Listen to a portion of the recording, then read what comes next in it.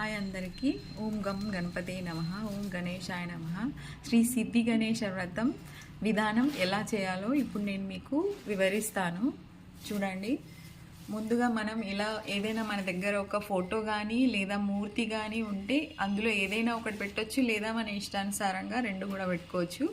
ఆ తర్వాత ఇలా వస్తుంది అంటే తాంబూలం లాగా ఇందులో వస్తాయి. ఇందులో ఏమేమి వస్తాయంటే ఒక బ్లౌజ్ పీస్, ఆ తర్వాత ఒక పేపర్, ఆ తర్వాత ఈ విధంగా కవర్ చేసిన 3 ప్యాకెట్స్ వస్తాయి. ఇందులో 2 గాజులు, ఒక పోక, తర్వాత కొన్ని బియ్యం వస్తాయి.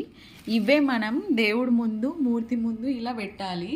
ఇదిగో చూడండి, ముందుగా 2 గాజులు పెట్టాలి. అందులో నేను ఇచ్చిన బియ్యం పోసి ఏదైతే పోక ఉందో దానికి గంధం కుంకుమతో వస్త్రంతో మనం పూజించి ఎర్ర పూలు పెట్టుకోవాలి. ఈ విధంగా 3 ప్యాకెట్స్ వస్తాయి. 3 ప్యాకెట్స్ని మనం ఇలా పెట్టుకోవాలి. 3 ప్యాకెట్స్ని విప్పి నేను ఇచ్చిన ఏదైతే ఈ బ్లౌజ్ పీస్ ఉందో ముందుగా ఒక పీట వేసుకొని ఆ బ్లౌజ్ పీస్, ఎర్రటి బ్లౌజ్ పీస్ వేసుకొని అందులో మూర్తి ఒక ప్లేట్లో కొన్ని బియ్యం పోసి మూర్తిని పెట్టి దాని ముందు మీకు ఇచ్చిన 2 గాజులు, బియ్యము, ఆ పోక పెట్టేసి గంధం, పసుపు, కుంకుమ, పూలు, అక్షంతలతో మనం అలంకరించాలి. ఆ తర్వాత ఇది నైవేద్యంగా మీరు ఇందులో బెల్లం కూడా ఇస్తారండి. ఇది నైవేద్యంగా మనము 5 వారాలు ఇదే బెల్లాన్ని మనం నైవేద్యంగా దేవుడికి సమర్పించాలి.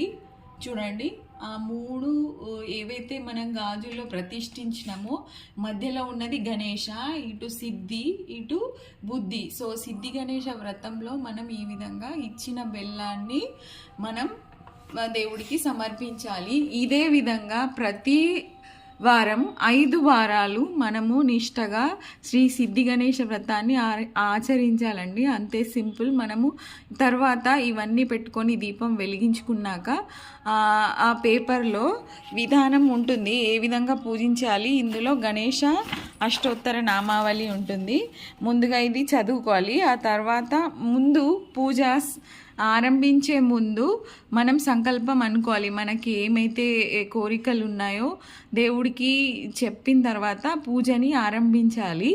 ఆ తర్వాత ఈ అష్టోత్తర నామాలు చదివి ఈ వ్రతకథని చదవాలి. శ్రీ సిద్ధి గణేష వ్రతకథని పూర్తి చేసి ఆ తర్వాత హారతి నైవేద్యాన్ని ఇచ్చి హారతి చేయడం.